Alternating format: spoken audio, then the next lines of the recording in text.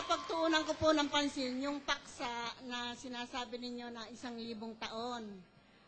Pwede po bang pakipaliwanag kung kailan nagsimula o magsisimula pa lang yung 1,000 taon at ano po ang mga palatandaan na magsisimula na yon? Ang 1,000 taon po, dadating yon pagdating ni Kristo, bubuhayin po yung mga patay. Yung mga patay na matutuwid. Doon po mag-uumpisa ang 1,000 taon. 24 ng Apokalipsis. At nakakita ako ng mga luklukan at may mga nagsisiluklok sa mga ito. Sila'y pinagkalooban ng paghatol. At nakita ko ang mga kaluluwa ng mga pinugutan ng ulo dahil sa patotoo ni Jesus at dahil sa salita ng Diyos at ang mga hindi sumamba sa hayop o sa kanyang larawan man at hindi tumanggap ng tanda sa kanilang noo at sa kanilang kamay. At sila'y nangabuhay at nagsipagharing kasama ni Kristo sa loob ng 1,000 taon. Yun pong matutuwid, mabubuhay yun. Pagkabuhay nila, maghahari silang kasama ni Kristo sa loob ng 1,000 taon. So, mag-uumpisa po yung 1,000 taon pag nabuhay na yung matutuwid na yon. Ang pagdating po ni Kristo, dun sila bubuhayin. Pakinggan nyo sa 4:16 ng unang Tesalonica.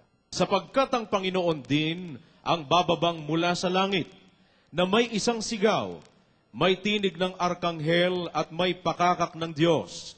At ang nangamatay kay Kristo ay unang mga bubuhay na mag-uli. Pagbabalik po ni Kristo, yung mga namatay kay Kristo, yung maliligtas, unang mabubuhay po yung mag-uli.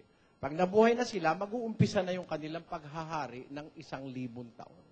Doon po mag-uumpisa yung pagbabalik po ni Kristo. Hindi ngayon po, hindi po. Hindi po. Pero ang inaabangan po natin, yung pagbabalik ni Kristo. Ano naman po ang palatandaan ng pagbabalik ni Kristo? Sa 24:3 po ng Mateo. At samantalang siya'y nakaupo sa bundok ng mga olibo, ay nagsilapit sa kanilang bukod ang mga alagad na nagsisipagsabi, sabihin mo sa amin, kailan mangyayari ang mga bagay na ito? At ano ang magiging tanda ng iyong pagparito at ng katapusan ng sanglibutan? At sumagot si Jesus at sinabi sa kanila, mangag-ingat kayo na huwag kayong mailigaw ni numan, sapagkat marami ang magsisiparito sa aking pangalan na mangagsasabi, ako ang Kristo at ililigaw ang marami. At mga kakarinig kayo ng mga digmaan at mga alingaw-ngaw ng mga digmaan. Ingatan ninyo na huwag kayong magulumihanan, sapagkat kinakailangang ito'y mangyari datapwat hindi pa ang wakas. Sapagkat magsisitindig ang bansa laban sa bansa, at ang kaharian laban sa kaharian, at magkakagutom at lilindol sa iba't ibang dako. Datapwat ang lahat ng mga bagay na ito ay siyang pasimula ng kahirapan. Yan po ang ating palatandaang nakikita. Magkakadigma, lilindol, magkakaroon ng bansa, laban sa bansa, gera, etc. Tapos, magkakagutom. Doon sa kay San Lucas nga, magkakaroon pa ng mga salot, yung mga kung ano-anong sakit, meron po nun. Basahin natin kay Lucas Gs. Nang magkagay sinabi niya sa kanila, magtitindig ang isang bansa laban sa bansa, at ang isang kaharian laban sa kaharian. At magkakaroon ng malalakas na lindol. At sa iba't ibang dako ay magkakagutom at magkakasalot.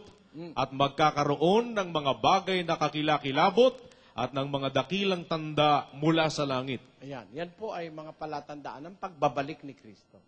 Ngayon, pag nandiyan na siya, binuhay na yung mga patay na maliligtas, doon po mag-uumpisa yung 1,000 taon nilang paghahari.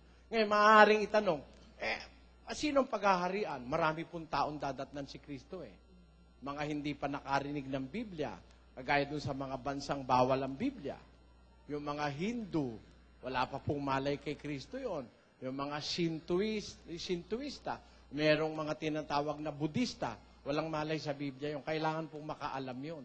Kaya yun pong mga yon ay paghaharian pa ng 1,000 taon.